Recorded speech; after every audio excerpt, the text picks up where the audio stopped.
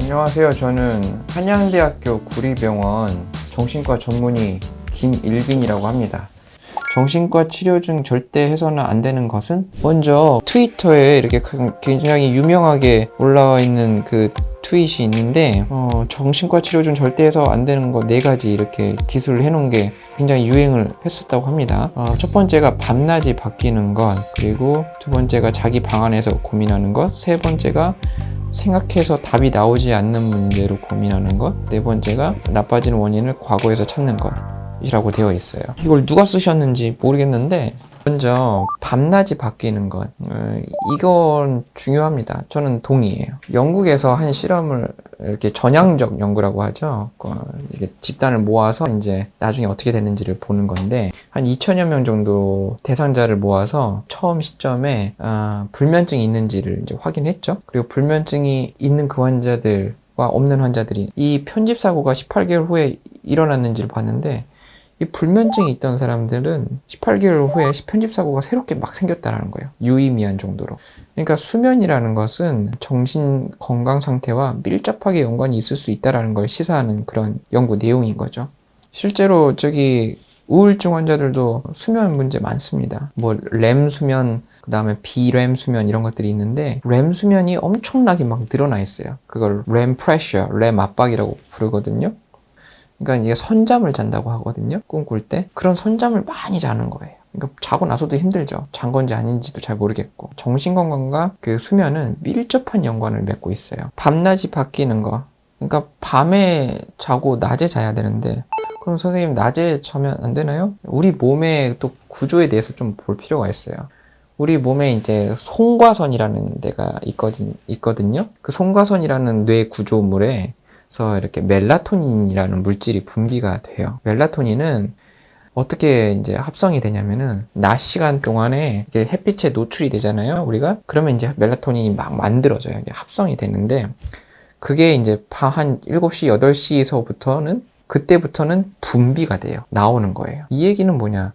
낮 시간과 밤 시간에 우리의 생체 리듬이 동기화되어 있다라는 거예요. 이게 굉장히 중요한 표현입니다. 이 멜라토닌은 수면과 관계가 있는 물질이거든요. 우리 몸은 기본적으로 우리 태초에 새겨진 DNA 내용을 보면 밤에 자야 된다는 뜻이에요. 멜라토닌은 밤에 나오는 물질이거든요. 우리가 이것을 거른다? 이것은 필연적으로 수면 각성 리듬에 문제가 생겨버립니다. 우리가 수면이라는 것을 우리 몸에 각인된 DNA가 요구하는 대로 밤에 자고 낮에 자지 않고, 혹은 각성제를 먹어서 억지로 잠을 줄이고 이런 류의 행동을 하게 되면은 필연적으로 정신적인 안녕을 해칠 수가 있다라는 뜻이에요. 밤낮이 바뀌는 건 좋지 않다라고 저는 생각을 아주 강력하게 동의합니다.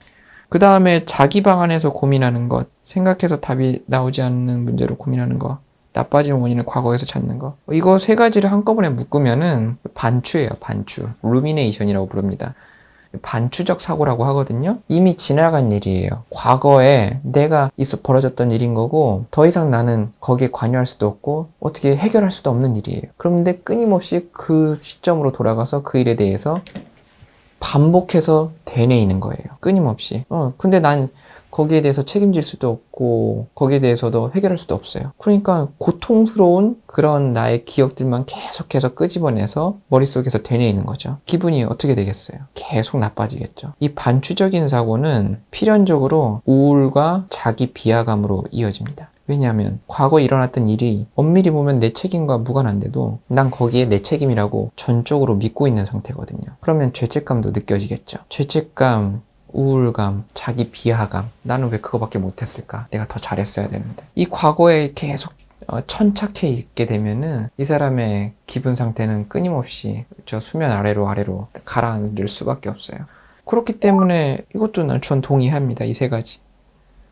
그런데 이게 또 의지대로 안 될 수도 있는 거예요. 그 우울증에서는 의지의 문제가 아닙니다. 이것도 치료를 적극적으로 받으셔야 됩니다. 적극적으로 항우울제도 드시고 상담도 받으시고 하셔야 이 반추적 사고는 조금씩 사라져요. 꼭 그 도움을 구해야 하는 게 정답입니다. 그 다음에 아까 말씀드렸던 밤낮이 바뀌는 것, 이거 혹시라도 잘 되지 않으신다면은 이것도 도움을 구하셔야 돼요. 그래서 이 트윗에 이렇게 공감을 많이 불러일으킨다는 이 4가지 사항들, 이걸 하지 말아야 된다는 거에 대해서 저는 전적으로 동의합니다. 네. 그래요. 이 정도만 안 하셔도 정신적 건강에 상당한 도움이 될 걸로 생각이 됩니다. 예, 이상입니다.